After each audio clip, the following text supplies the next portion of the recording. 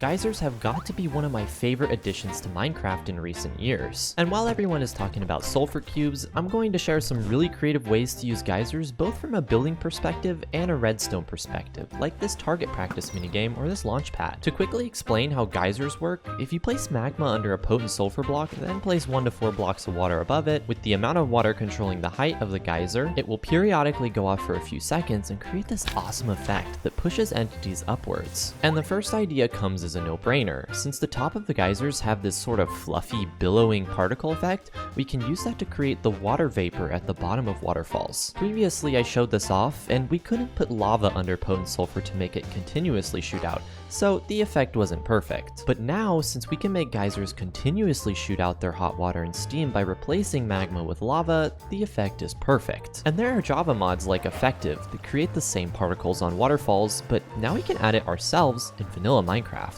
To make this look as seamless as possible, I'd recommend just creating a geyser with the power from 1 block of water, and then placing scaffolding in the water so that you can hide the geysers at the bottom of the waterfall with seagrass and such. So geysers move entities up when they launch, so we can easily use this to create a launch pad. This design uses a calibrated skulk sensor with a comparator at power level 10 to dispense and retract the lava for the geyser. Then it's as simple as a few repeaters with some delay going into a redstone torch powering a dispenser with a lava bucket. And this design is technically mine, but I made it with a huge inspiration from my friend Blockerlocker, and so I'm gonna slide in some promotion for his channel, where he experiments with both redstone and commands to come up with some awesome challenges and make possibly the coolest and most unique things you'll ever see in Minecraft. If stuff like this interests you, you should go binge watch his videos next, because you're gonna find it very hard to be bored. Just make sure you place the calibrated skulk sensor facing this way, otherwise the comparator won't control it. It's a pretty common mistake. And this design here launches you up about 16 blocks, which I think is higher than a slime block launcher,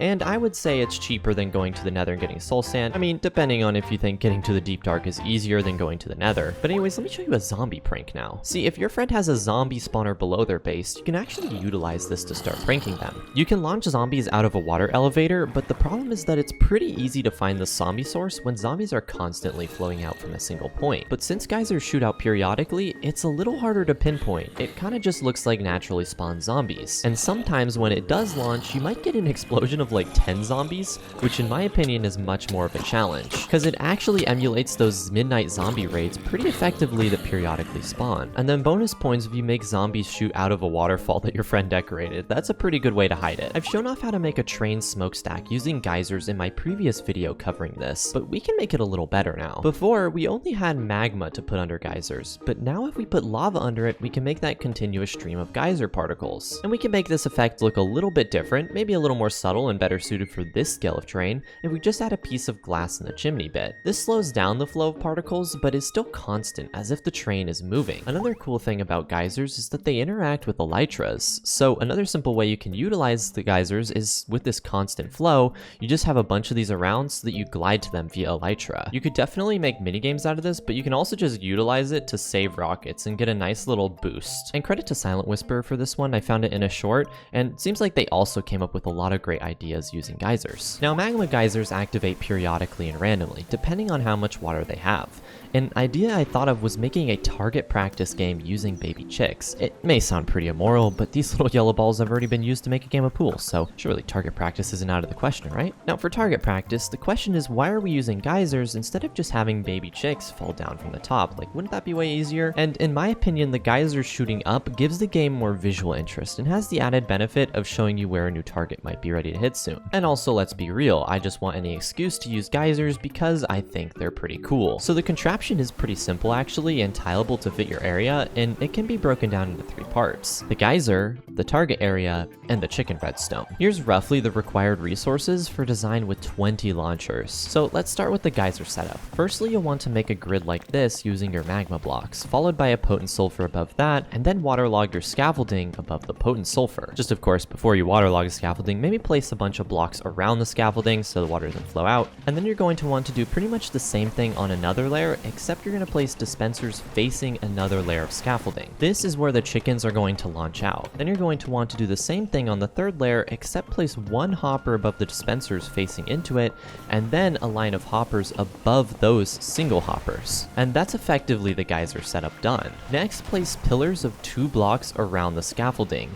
Follow that with 4 blocks of scaffolding placed along each line of geysers, like so. And you're going to want to surround the scaffolding with blocks, but make sure one line is going to be magma so that the baby chicks that you don't hit in the game are going to then be burned. Now just place blocks above and around the magma, and then place a line of water going towards those magma blocks, and then you're also going to want to get signs above the magma blocks so that the chicks will actually, touch the magma and perish. Then the final part to the target area is kind of up to you, because from this point the chicks will launch about 12 blocks in the air, and where you want to set up your target game will change how difficult the game actually is. The lower you are to the water, the easier the game will be since you'll have more time to hit the chicks. The higher you are, the harder it will be since the chicks fall below where you can shoot much quicker. And then of course if you build this further away, it's harder to hit the target, that just makes sense. But the final part of this is the chicken redstone. What we need to do is control how fast the dispensers fire off an egg, and also produce all the eggs to be used in the game, and it's a lot. Since a chicken lays an egg every 5 to 10 minutes, and it's only a 10% chance to get a chick from an egg, and then we're going to be firing off 20 eggs roughly every 30 seconds, we're going to need a lot of chickens. But luckily the setup is very simple. You're just going to place 4 vines above this hopper with 1 dispenser facing the hopper, and then you can use this dispenser to dispense as many chickens as you need above here. The vines inside are important because it prevents entity cramming, so you can really add as many chickens as you want, and you're going to want to repeat this on the other side too. Just keep in mind that you might lag your game the more chickens you had. For the dispensers down below dispensing the eggs, we can just get a line of blocks and repeaters down the side, and line both of these sides up to a hopper clock to shoot the eggs. And this is just a redstone block with 2 sticky pistons facing it. You put target blocks behind the pistons, and then a line of blocks diagonal to that. Place comparators adjacent to the pistons, redstone dust touching the target blocks, and then 2 hoppers facing each other in the middle. You can really fill the hoppers with as many items as you want, but I'd recommend doing 20. Now you can enjoy your new, totally humane target practice minigame using geysers. Another minigame you can create with geysers though is whack-a-mole. Now I actually would love some of your guys' input on how to make this better, but the concept is the same as target practice. We're just launching armor stands upwards and shooting them with a bow, or we can also create some kind of platform above and just punch the armor stands. The minigame itself is a work in progress, but conceptually I thought this one was worth sharing. Usually when you place a block above geysers, it stops the flow of the geyser, but this isn't the case with certain transparent blocks like glass, scaffolding, and copper grates. So you can use this on a city street to emulate the steam you might see on sidewalks of certain cities in real life. I don't know what these are called actually, but it definitely adds some immersion and movement. And then you can use lava to make the steam continuous or go for something more periodic. Okay, now this one's more of a proof of concept, and I'd also love to get you guys involved here,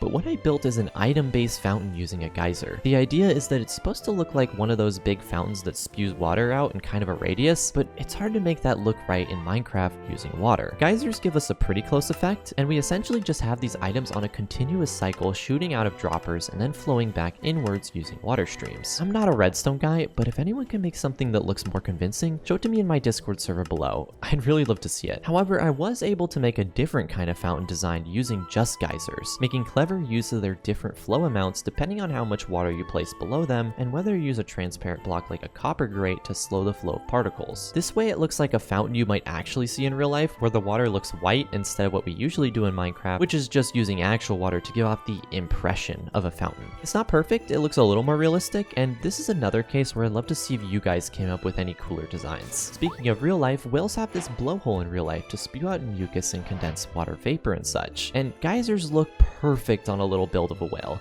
It's actually pretty adorable. This idea is credit thanks to ODF4 on Reddit, who actually watched my latest video showcasing this, so I wanted to thank you personally if you're watching this video too. Let me know if you have any other geyser ideas, and please share them in the comments or join my Discord server below. Hopefully some of these helped you out, and have fun experimenting.